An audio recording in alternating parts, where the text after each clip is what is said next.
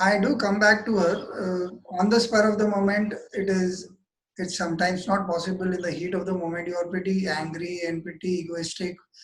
Uh, uh, I think to continue Jennifer's example, if they would have lost that pitch, Jennifer's own emotions about the pitch would also hurt. Forget the fact that she did what she did because they all put in their best, and it's just a matter of the meeting. Before the meeting, a lot of effort would have gone in together. And if one is being a little more inclusive in one's thoughts, understanding that the other person's point of view also matters. It may be right or wrong, it does not matter, but it also matters because it matters to them and they matter to us.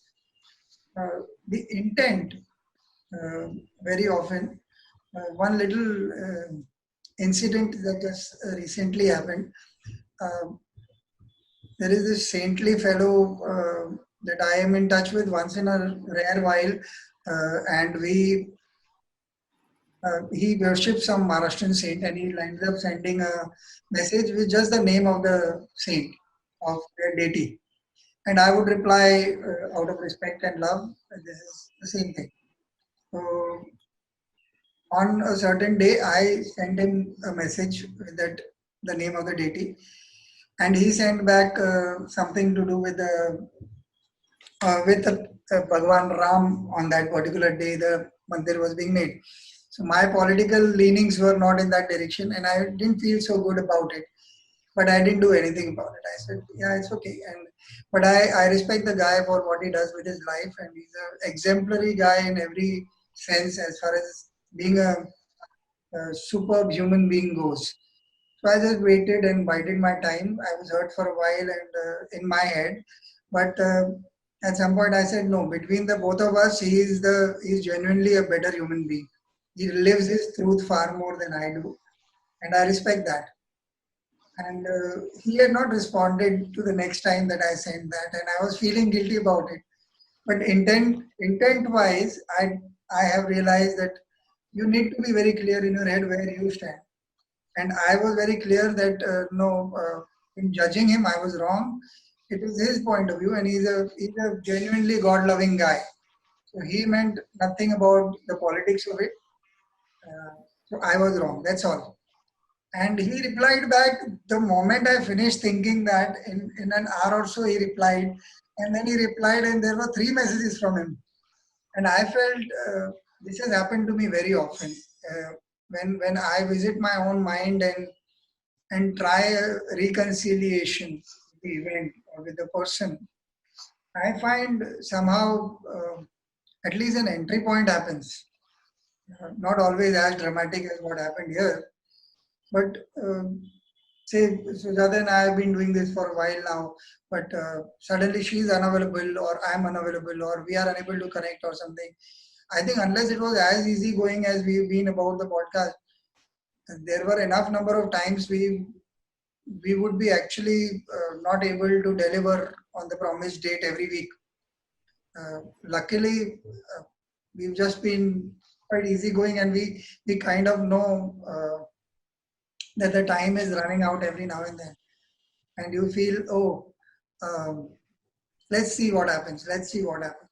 I think that ambiguity and the knowing that you are in safe hands, that if I am unable to do something, she will take care of it, or she is unable to do something, um, whatever. All of us getting together somehow will fall in place, and it always has. So, Yeah. do you think intent plays a great role, Jennifer, in this?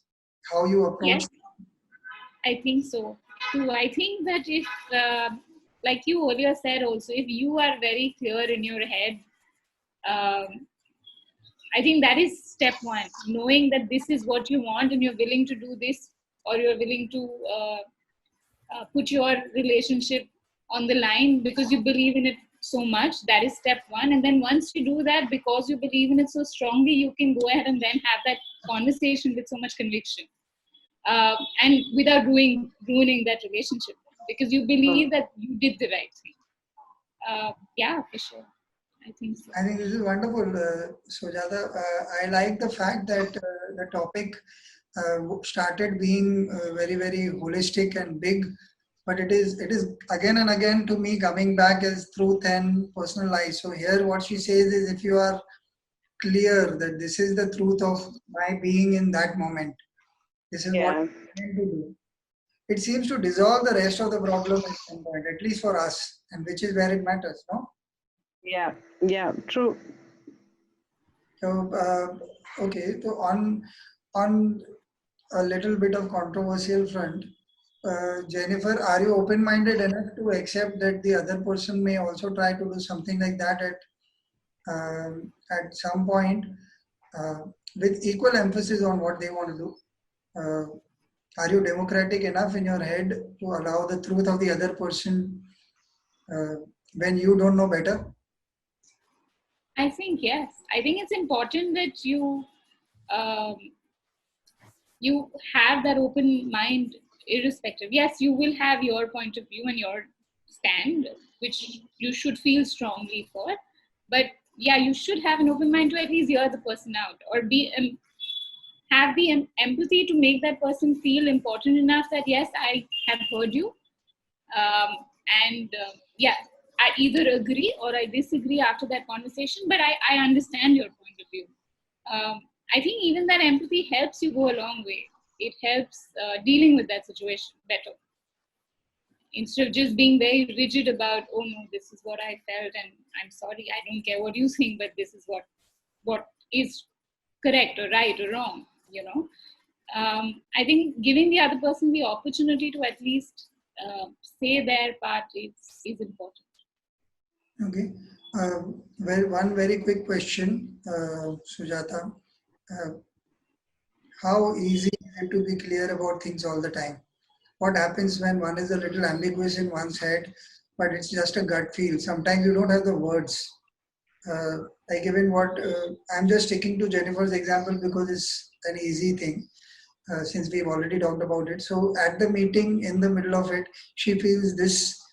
She just has the gut feel that this is the right thing to do. Maybe it's not easy to describe that feeling in words. In that scenario, how do you live by your truth, Sujata? When you are unable to explain it to somebody whom it matters to as much. See, I believe that partnerships are always very tricky. Any kind of partnerships, personal, professional, without wanting to give it any name, I think it's always very, very tricky. Uh, but I think if you are in a situation where you feel your gut is stronger or the other person's gut is stronger than yours, and if you feel that, I think you should make that effort to let go, because by doing that you are actually ascertaining your trust in them and the both of you as partners in whatever you guys are doing. That's what I feel. It will not come easy, but I think that's where I think the key thing for any kind of partnership is unconditional trust. I think when the trust is there, one tends to look at the abilities or the limited abilities in a very different way. You just don't look at things that are limited. You look at the bigger picture here. uh, that's how I would look at it. But having said that, I'll just like to share a very personal experience. I have largely on many days of the week worked from home, and my husband used to travel to work. But of course, with COVID and everything, he works from home as well. But now I go more often to the office, and whenever he would come home in the evening, he would just shut down. I mean, it's taken me 18 and a half years to realize that that's how men function. So, mind you, I'm only saying realize, I'm not saying I've accepted it fully until this point. Mhm. Uh, so, uh, so I've been going to the office, coming in late, and when I come in after a very long day, like I leave at about 8:30 and I come back by 7:30. I'm like so tired, and when I come home, I don't want to do anything. All I want to do is just sit in a corner or just read something or not talk to anyone. This realization hit me like a ton of bricks. Did I go and tell my husband or apologize for the past instances where I've been unreasonable, pestering him to talk or have conversation or things like that. No, I've not done it, and I'm hoping he will see this podcast, which I know he will not. But but that for me has been a moment of realization, of empathy, that when things return to normal, when he comes home after a long day at work, will I expect him to go all ga ga ga? The answer is no. I'll probably just leave the room and let him do what he wants to do, because I have walked that path and I feel empathic about the whole thing. Not sure this example is relevant here, but I thought I'll just share it. It is a beautiful example because now it is combined to, as we are coming to the end of this chat, I realize a beautiful thing has come out of this whole small chat that we've had. Is one is that if you are truthful to yourself to start with, where do you stand in a certain circumstance? And the second is wait for the experience to teach you rather than jumping to conclusions. With the example that you gave, that part I did not have till the time you shared that. But when we keep on harping about the experiential truth all the time, we always think it's going to be one manna from heaven where you just suddenly realize, oh, this is how it works, and there is this burst of enlightenment inside. It doesn't work like that. Sometimes it's far too subtle, and Yes. you just smile to yourself and you say, ah, oh, this is how it works. And I think this makes us better people. And so, if we were to take this lesson, I have a point of view. See, say if you concur, uh, news is news. Whether people are saying it on social media or it is coming to us through organizations which are bigger than us, but they are finally they are uh, unverified by our own experience. Till I have experienced something uh, deeply, I would prefer to hold my judgment. I'm not saying all of it is lies. Maybe it is right. How do you say? I think yesterday some film director passed away, and they had already uh, there was news in the media, and then they said no, he has not passed away, and then he finally passed away. I think it's unnecessary to uh, send these kind of forwards. Just be quiet. Just live with the news if there is any knowledge that one has, and and and just wait. There's nothing being decided.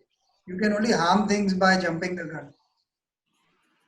So that is what I would want to end with this little small clip of working on the truth in the time of fake news.